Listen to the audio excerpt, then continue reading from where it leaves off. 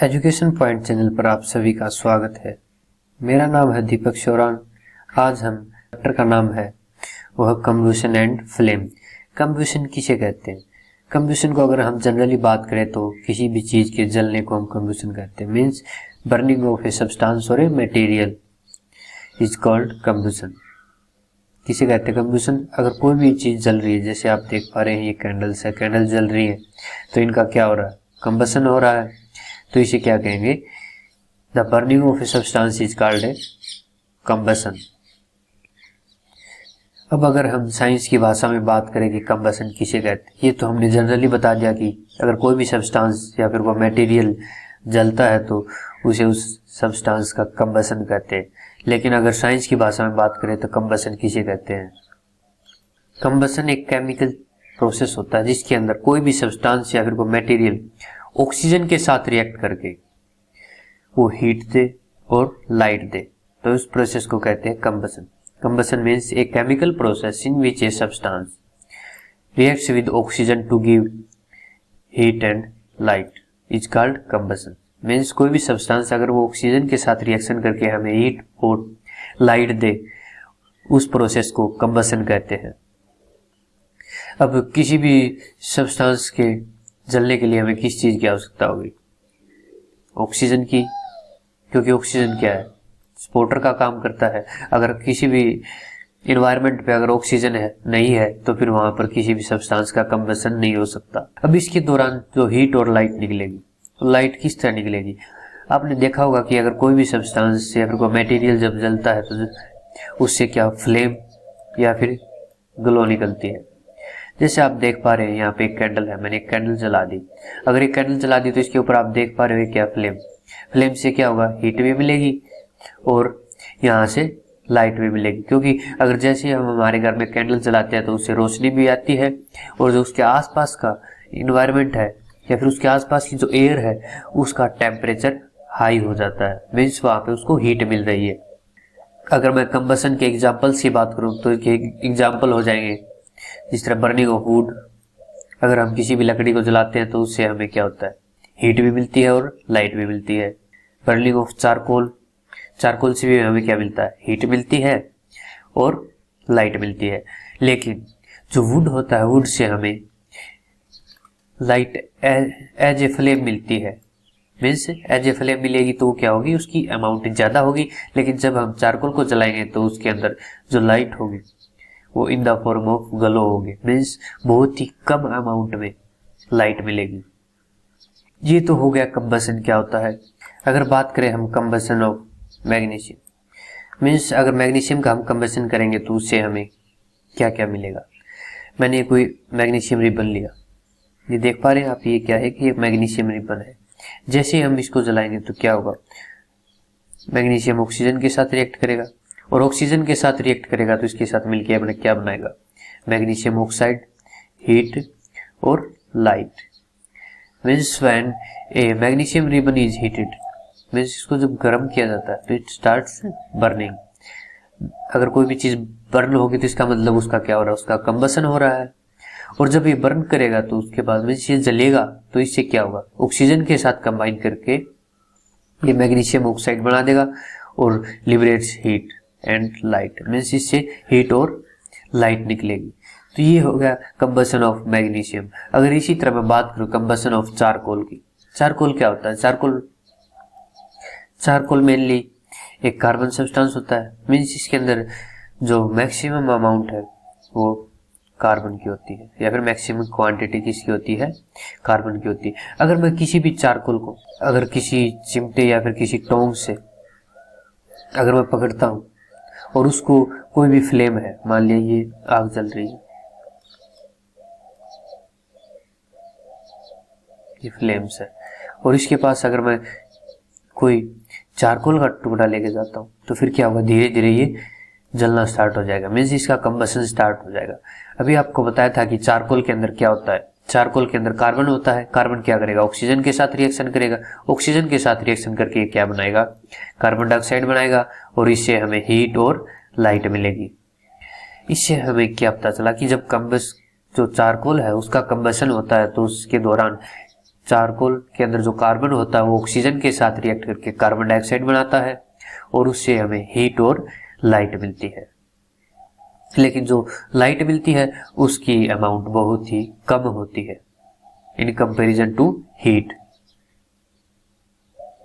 अब किसी भी चीज का कंबसन होता है तो उसके लिए क्या क्या चीज जरूरी होती है। अगर किसी भी चीज का कंबसन होगा तो सबसे पहले हमें एक ऐसे सब्सटेंस की जरूरत होगी जिसका कंबसन हो सके। मीन्स कोई ऐसा सब्सटेंस जो आसानी से जल सके। तो इस तरह के सब्सटेंस होते हैं, उन्हें कंबस्टिबल सब्सटेंसेस कहते हैं और ये फ्यूल का काम करते हैं। मीन्स इस तरह फ्यूल से हमें क्या मिलती है, लाइट और हीट या फिर एनर्जी मिलती है जो आसानी से जल जाते हैं, उन्हें कहते हैं फ्यूल। और दूसरा इसके लिए सबसे जो ज़्यादा ज़रूरी है वो है ऑक्सीजन। अगर हमारे एनवायरनमेंट में ऑक्सीजन नहीं होगी तो क्या होगा, किसी भी सब्सटेंस का कंबसन नहीं होगा। अगर मान लिया मैंने ये कोई कैंडल जला दी, जैसे ये कैंडल जलाई तो ये क्या होगा, जब तक इसको ऑक्सीजन मिलती रहेगी तब तक जलती रहेगी। लेकिन अगर मैं इसके ऊपर एक गिलास रख देता हूँ और नीचे मतलब बिल्कुल ये क्लोज्ड है, नीचे से बिल्कुल क्लोज्ड हो गया, तो क्या होगा कि थोड़ी देर के बाद ये कैंडल है बुझ जाएगी। इसका मतलब इसको ऑक्सीजन की सप्लाई नहीं हुई, तो जिसकी वजह से क्या होगा कि इसका कंबसन नहीं हो पाए, मीन्स इसका कम्प्लीटली कंबसन नहीं हो पाए। थोड़ी देर जलने के बाद ये इसका जलना बंद हो जाएगा। तो इसलिए सबसे ज़रूरी चीज़ें क्या है, एक तो किसी भी सब्सटेंस के कंबसन के लिए कंबस्टिबल सब्सटेंस का होना ज़रूरी है या फिर फ्यूल का, दूसरा ऑक्सीजन का होना बहुत ज़रूरी है। अब बात करते हैं फ्यूल की। अगर जिस तरह हम खाना खाते हैं, खाना भी क्या है, हमारी बॉडी के लिए एक फ्यूल है, क्योंकि जब रिस्पायरेशन होता है तो उसके दौरान जो खाना हमने खाया तो डाइजेस्ट हुआ, डाइजेस्ट होने के बाद क्या होगा, वो ऑक्सीजन के साथ रिएक्शन करके बिल्कुल छोटे छोटे एनर्जी पैकेट्स में कन्वर्ट हो जाता है। फिर उसके बाद वो क्या होता है, वो एनर्जी पैकेट्स हमारे ब्लड के अंदर मिलकर डिफरेंट पार्ट्स ऑफ बॉडी में चला जाता है, जिससे हमें हीट मिलती है, एनर्जी मिलती है और वाटर और कार्बन डाइऑक्साइड भी उससे निकलते हैं। तो जो इस तरह हमारी बॉडी के अंदर जो यूटिलाइजेशन होता है, तो फिर उससे हमें क्या मिली, उससे हमें एनर्जी मिली। तो फिर यहाँ पर फूड ने क्या क्या काम किया, यहाँ पर फूड ने एक फ्यूल का काम किया। इसी तरह मैं बात करूँ rusting of iron, rusting of iron भी एक कंबशन का एग्जाम्पल है, लेकिन इसके अंदर जो कंबशन होता है वो बहुत ही स्लो होता है। कंबशन के बेसिस पर हम सब्सटेंसेस को टू टाइप्स में डिवाइड कर सकते हैं। कंबशन के बेसिस पर हम सब्सटेंस को टू पार्ट्स में डिवाइड कर सकते हैं। Number 1 combustible substances. Combustible substances वे कौन से हो जाएंगे, कंबस्टिबल सब्सटेंसेस वो सब्सटेंसेस हो जाएंगे जिनका कंबशन हो सके। Means those substances which undergo combustion are called combustible substances. Non combustible substances वो सब्सटेंसेस हो जाएंगे जिनका कंबशन न हो। Means those substances which does not undergo combustion are called non combustible substances। या फिर बात करें जो सब्सटेंसेस जल न सके या फिर जिनका दहन न हो सके, उन सब्सटेंसेस को क्या कहेंगे, नॉन कंबस्टिबल सब्सटेंसेस। अब कंबस्टिबल सब्सटेंसेस के बारे में बात करते हैं। कंबस्टिबल सब्सटेंसेस कौन से हो जाएंगे, दो substances which can burn, means जो सब्सटेंस जल सके, जिनका दहन हो सके, उन सब्सटेंसेस को कंबस्टिबल सब्सटेंसेस कहते हैं। या फिर those substances which undergo combustion are called combustible substances. अगर एग्जांपल्स की बात करें तो इसके एग्जांपल हो जाएंगे paper, cloth, straw, cooking, CNG, kerosene oil, wood, charcoal, coal, petrol, diesel, ये सभी क्या है, ये सभी कंबस्टिबल सब्सटेंसेस, क्योंकि अगर हम इनको जलाएंगे तो क्या होगा, आसानी से आग पकड़ लेंगे। और जो कंबस्टिबल सब्सटेंसेस है इन्हें हम फ्यूल भी कहते हैं, क्योंकि इनका आसानी से दहन हो सकता है, इनसे आसानी से जल सकते हैं। Means to burn them is very easy process, जिसकी वजह से हमें हीट और लाइट और एनर्जी मिलती है और हमारे बहुत से काम आसान हो जाते हैं। अब बात करें नॉन कंबस्टिबल सब्सटेंसेस की। नॉन कंबस्टिबल सब्सटेंसेस कौन से होते हैं, दो substances which do not burn, means जिनको जलाया नहीं जा सकता उन सब्सटेंसेस को क्या कहते हैं, नॉन कंबस्टिबल सब्सटेंस। जो सब्सटेंस जलेगा ही नहीं, इसका मतलब उसका कंबसन भी नहीं होगा। अगर कंबसन नहीं होगा तो फिर इसका मतलब क्या हो जाएंगे, नॉन कंबस्टिबल सब्सटेंसेस। इसके एग्जांपल्स हो जाएंगे glass, cement, brick, soil, sand, water, iron, nails और एस्बेस्टोस। एस्बेस्टोस का यूज एंटीफायर क्लोथ्स होते हैं उनको बनाने में यूज किया जाता है, क्योंकि ये हमें जब हम एस्बेस्टोस के कपड़े पहनकर कहीं पर आग लग जाती है तो वहां पर जाते हैं तो उसका जो हीट होती है उसका और जो लाइट होती है उसका उसके ऊपर इफेक्ट नहीं पड़ता, जिसकी वजह से एस्बेस्टोस का यूज फायर फाइटर्स के क्लोथ्स बनाने में किया जाता है। अब कंडीशन कौन कौन सी नेसेसरी कंबसन के लिए, सबसे पहले तो कंबसिबल सब्सटेंस होना चाहिए। अगर कंबसिबल सब्सटेंस ही नहीं होगा तो फिर हम जलाएंगे किसको। दूसरा, नंबर 2 की बात करें तो supporter of combustion. Supporter of combustion means air. Air के अंदर क्या होना चाहिए, ऑक्सीजन। अगर ऑक्सीजन नहीं होगी तो ऑक्सीजन के बिना किसी भी सब्सटेंस का कंबसन पॉसिबल नहीं है। नंबर 3, जो heating the combustible substance to its ignition temperature.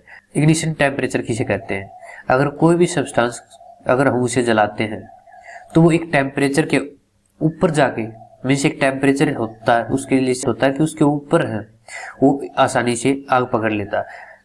तो फिर इस तरह के सब टेम्परेचर को क्या कहते हैं, ignition temperature. Means ignition temperature is the temperature at which a substance starts to burn. जिस टेम्परेचर के ऊपर कोई सब्सटेंस जलना स्टार्ट कर दे तो उस टेम्परेचर को उस सब्सटेंस का इग्निशन टेम्परेचर कहते हैं।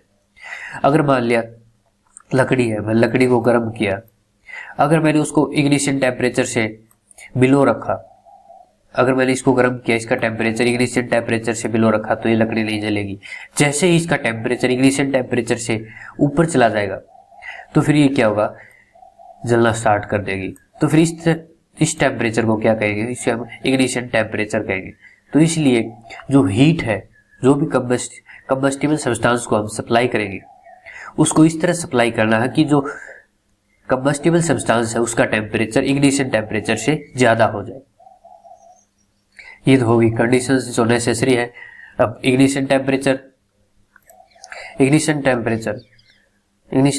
अभी आपको बताया था कि the lowest temperature at which a substance catches fire and starts burning is called its ignition temperature. Means वो कम से कम टेम्परेचर जिसके ऊपर कोई भी सब्सटेंस आग पकड़ लेता है या फिर वो जलना स्टार्ट हो जाता है, उस टेम्परेचर को हम उस सब्सटेंस का इग्निशन टेम्परेचर कहेंगे।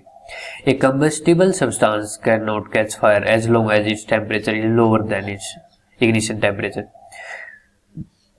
अभी आपको बताया था कि अगर हम लकड़ी को उसके इग्निशन टेम्परेचर से कम हीट सप्लाई करेंगे तो क्या होगा, वो आग नहीं पकड़ेगी या फिर वो जलना स्टार्ट नहीं करेगी। जैसे ही हम उसका टेम्परेचर इग्निशन टेम्परेचर के पास या फिर उससे ज्यादा लेके जाएंगे तो क्या होगा, वुड जलना स्टार्ट कर देगी, मीन्स वो कैच स्टार्ट बर्निंग। क्या होगा कि उसके अंदर आग लग जाएगी और वो जलना स्टार्ट कर देगी। तो अब क्या होगा, जो डिफरेंट सब्सटेंसेस होते हैं उनका इग्निशन टेम्परेचर भी डिफरेंट होगा। जिस तरह वुड का अलग होगा, पेट्रोल का अलग है, डीजल का अलग है, जो जिसे हम केरोसिन ऑयल बोलते हैं उसका टेम्परेचर अलग है। मीन्स डिफरेंट सब्सटेंसेस का इग्निशन टेम्परेचर अलग होता है। अगर पेपर के इग्निशन टेम्परेचर की बात करें तो वो होता है 233 degree Celsius. Means 233 degree Celsius अगर किसी पेपर को हम इस टेम्परेचर के ऊपर गर्म करेंगे तो जलना स्टार्ट कर देगा।